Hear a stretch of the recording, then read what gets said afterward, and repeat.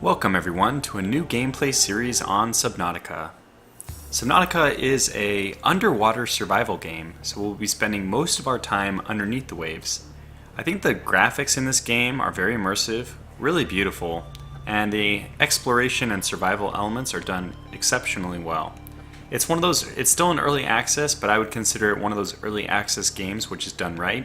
The prototype, in my opinion, was Prison Architect. And I think RimWorld is right up there as well, doing things correctly. So in my opinion, it's one of those games, survival games, which is worth checking out. And for that reason, I'm going to give it a little bit of time on my channel. So I'm not sure if you like these survival games. I played a lot of Project Zomboid on the channel, and I played Cataclysm Dark Days Ahead. Those are mostly zombie ones, but this one is just kind of fun to swim around, and the immersion factor is pretty high. So I'll create a new game here. We'll be doing the normal survival start. It's just the standard. The loading for this game can take a little while for your first game, which we are starting a new game from scratch. So I might just peel away here for a second and come back in when the... Whoop, okay, never mind. That was pretty quick. So I'll let you guys watch the cut screen and cut scene.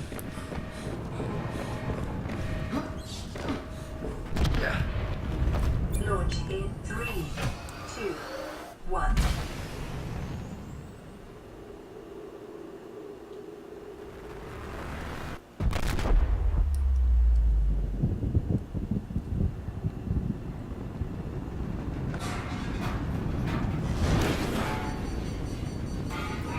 Watch out. Oh, that would be pretty painful.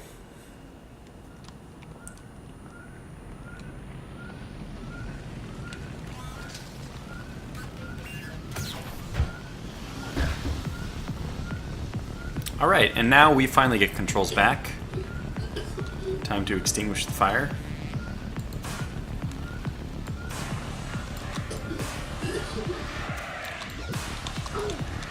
Yep. And we've completed our first objective, which is to save our little escape pod from being immolated. Greetings, survivor. Great job not dying. To assist you in further survival in emergency situations, you have been issued this personal data assistant. The interface visible now will organize your inventory. Display currently. Okay, we just hit tab to get rid of that. We hit F to get rid of that. Don't really care about the fire extinguisher. It's not going to be useful for us. I'm just going to right click to move things quickly in and out of the inventory. And let's take a look at the game itself. And I've done a bit of testing with my graphics to try to record this in as high quality as I can. I might be pushing it to the point where there might be a few skips. I'll have to double check the video, but the game is gorgeous. And I know that blue is just kind of a nice color anyway, but they've done a really good job making this game beautiful, I think. The swim mechanics, everything, even just the way we jump off and our hands go out in a dive, that's just really nice. Nice touch. So our first order of business is going to be to catch some fish, which... Where'd he go? Oh, missed him. Got one.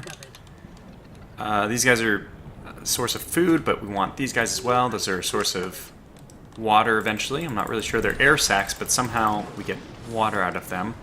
That has never really been explained to me, but I don't question it too much. Maybe they have... I mean, technically, water, pure water, is less dense than seawater because the salt makes the seawater denser. So maybe that's what they mean by air. Maybe in fact they mean a lighter version of water, less pure version. Okay, these peepers are certainly the most. Whoa! Come on, back. It's kind of fun to chase them around. New creature discovered. Got him. Ooh, look at this, an eye. Hello. This one doesn't let me take it. Alright, anyways, our first order of business is survival with food and water, but after that we're gonna need to grab we're gonna make some equipment for ourselves. I guess I should showcase the fabricator, which is going to be our Detecting increased local radiation levels. local radiation. Okay, so yeah, eventually that ship next to us, it didn't survive the crash very well. In fact, I highly doubt the ship would be even in that good of shape, considering what we saw. Impacting even water, I mean, falling. I don't know, we don't really know how, maybe it would kind of landed, because if it didn't break up in the atmosphere, oh, look at that, little birdish things. Anyways, if it didn't break up in the atmosphere, I guess it was somewhat under control. And this is the main mechanic for us building anything in this game. We'll be using the fabricator. So we can go to sustenance. I can get water from those air sacs. Might as well get one of those, but we're only at 76% water. We're not like super dehydrated. We could use a bite to eat, so I'll get some food. We'll cook a peeper, which are pretty meaty. They give you quite a lot of food. We could cook the air sacs. Don't do it though. It's a waste. You should only use the air sacs for water. And we'll get a boomerang. And if we just hit tab, we can open this up and left click to eat these, and we can see, there it goes. And the cooked ones give you a bit of water from them as well. We also have our filtered water, which gives us 20 water, but we don't need that quite yet, so we'll just hold on to it. But let's look at what else the fabricator offers us. Specifically, I'm going to want fins, so we need silicone rubber. I'm also eventually going to want a suit. For that, I'm going to need fiber mesh. I want a tank very soon, so we need titanium and glass. I'll be showing all these things soon. We can get titanium directly from cracking some of the, I don't know what they're called, little clumps, the mineral clumps on the ocean floor. We can also get them from, says metal salvage in the red there.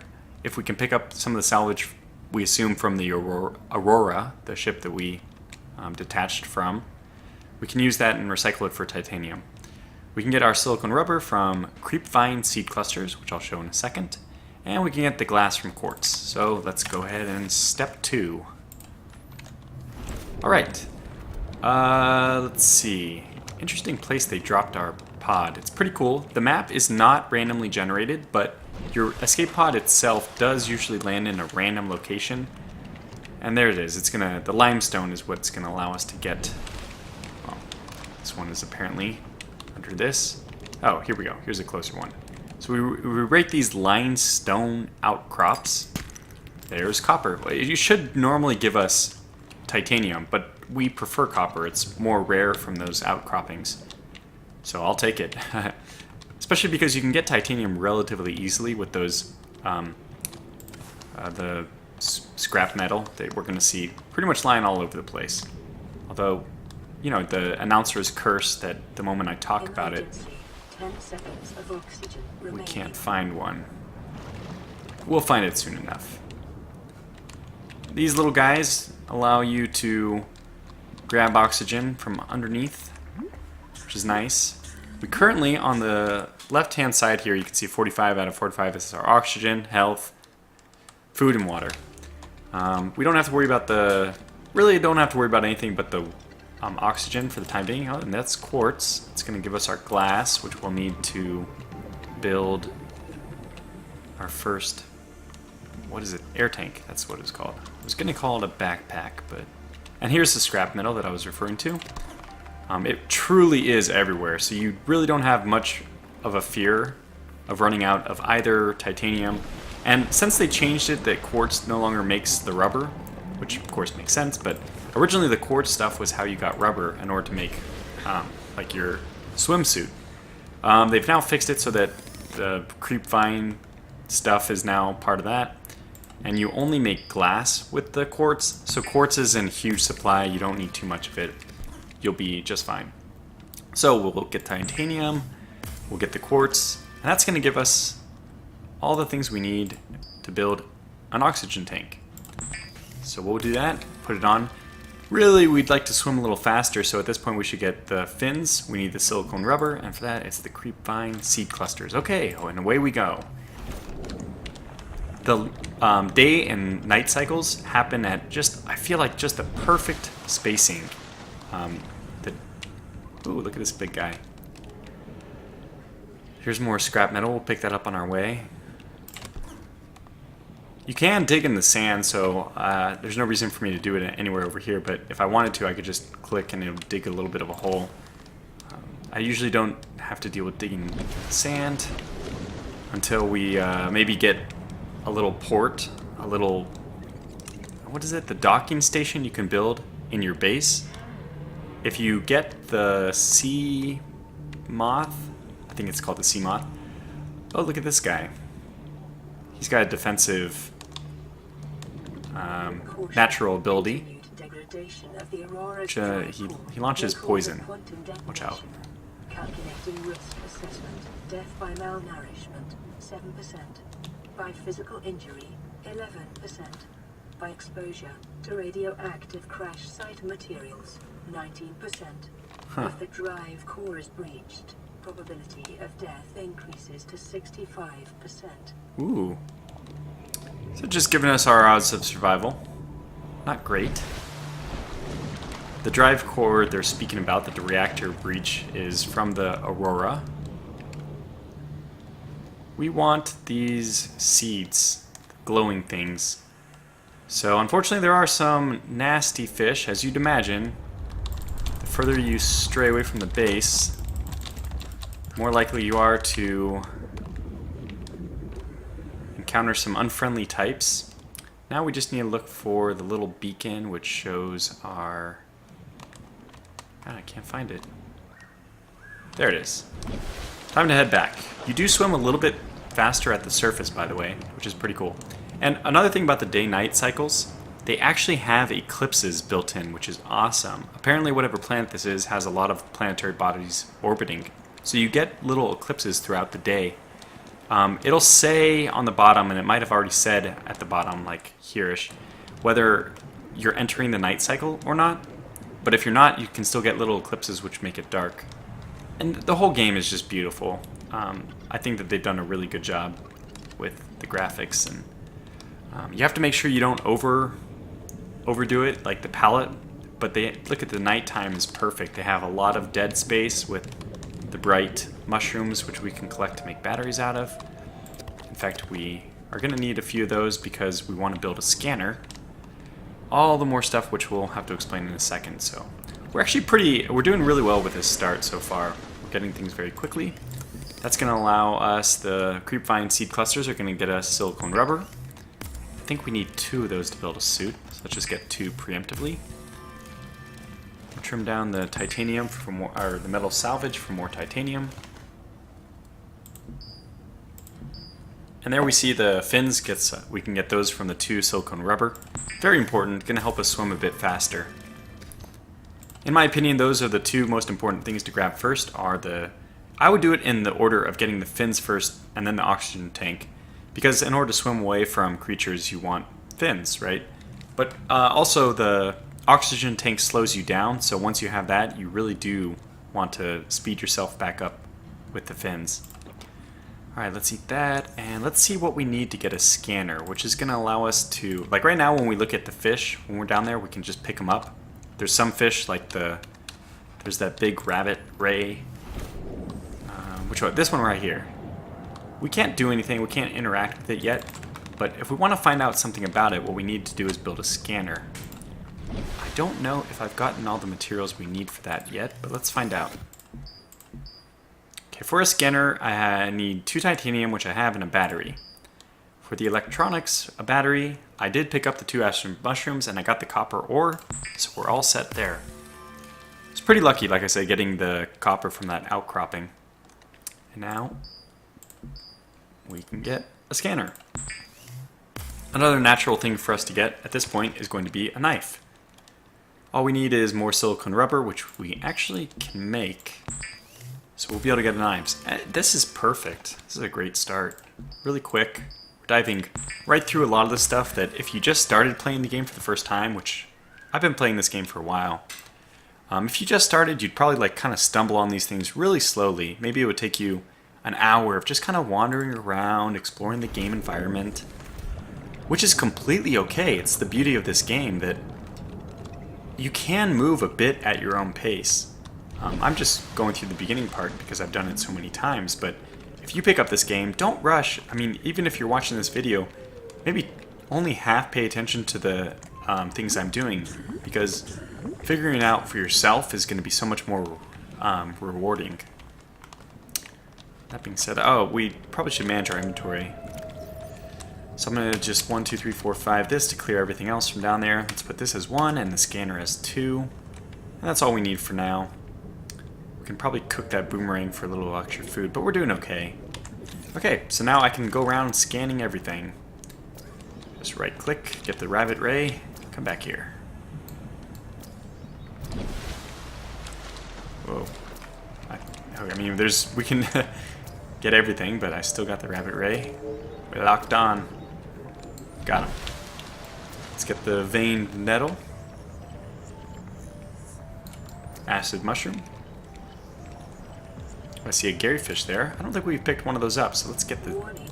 Local radiation readings exhibit characteristics consistent with total degradation of the Aurora's dark matter drive core. The quantum detonation will occur with a probability of 85.5%. Advise observing a 1 kilometer safety range. New creature discovered. So we'll just scan the metal salvage for fun, but this is what the scanner's really used for. You're going to find these little boxes on the floor of the ocean. They're fragments of different inventions you can make, but you can't interact with these fragments unless you have the scanner, which we have now. Which I'm trying to draw my mouse cursor to, but this thing that we're holding now, that says searching on it, is exactly what you need to interact with these little fragments on the bottom, which will eventually be the mechanism for you to unlock new inventions, new craftable items. The Sea Glide isn't something that I actually want to build. In my opinion, it's kind of a waste of battery until you can get rechargeable batteries, because I prefer just to build as, get myself as efficient fins as possible. This is pretty min-maxing of me, but hey, that's the name of the game with Tortuga, right? A lot of min-max stuff. So I prefer not to build... 10 seconds of Hey, oxygen come on, this damn remaining. peeper. You start to fade. Your vision goes a little black before you actually die the moment oxygen goes to 0, so you have like maybe an extra 2 or 3 seconds. Not that I recommend pushing it, but I certainly am going to push things to the limit. So, expect me to do it and then reprimand you for doing it yourself. Do as I say, not as I do. I don't know, the environment, I just really enjoy it. I really enjoy the environment and the graphics, everything. It's one of those games where you can just kind of not think about too much, just puts you at ease. More filtered water, let's cook a Garyfish.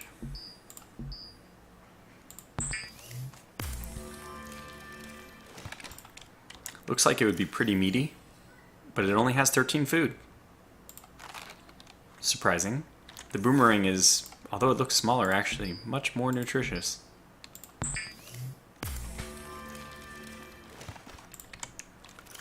Okay. So very quickly you run into this problem, or consistently you'll run into this problem, especially if you're just new to the game of what should I be doing next? And it's kind of fun to just wander your way through it, but my recommendation is continuously look for those things on the floor to scan. As you kind of expand the radius around your escape pod, and you start, exploring more and more of your environment. Guess we can't scan that. You'll find more and more things, more of those little items on the bottom, like this. And all those are just going to be helping you to figure out what you should be doing, what you should be building. Eventually you'll find the sea moth, and then your your goal for a while will be, I want to build this. Ooh, solar panels, so this helps you with base building. The kind of stuff we got to keep our eyes out for. I think I'll get this. Actually... Emergency. Seismic readings suggest a quantum detonation has occurred in the Aurora's drive core. The central dark matter reactor will reach a supercritical state in T-minus 10, 9, 8, 7, 6, 5, 4, 3, 2. Got up just in time to see the explosion.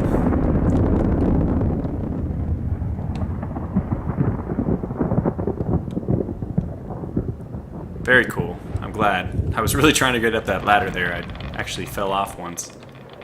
And now you can hear your Geiger counter. Look at the little shoot, the debris. It's so well modeled. I really, really appreciate the graphics. It's even cool that there are parts of the ocean which are appearing above the water.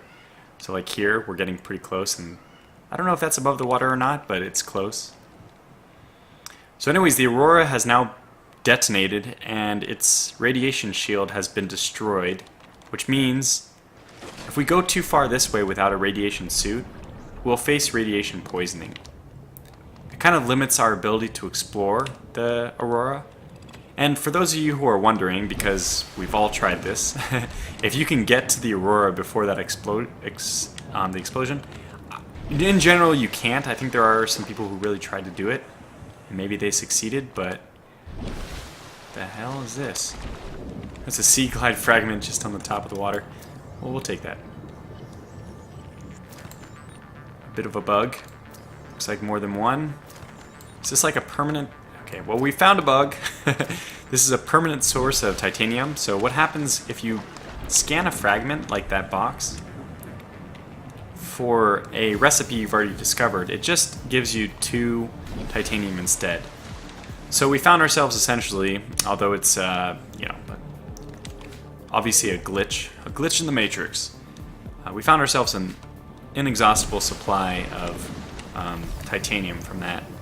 But titanium is really easy to find anyway. We're going to be basically rolling in titanium for most of the gameplay.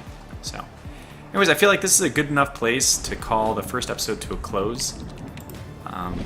Since this is the first video in this series, if you wouldn't mind leaving a thumbs up or a like for the video, I'd greatly appreciate that, just to improve the search ratings on YouTube. Otherwise, I hope you enjoyed the video, and I hope you'll stay with me for the rest of the series. And I'll see you in episode 2. Until then, take care.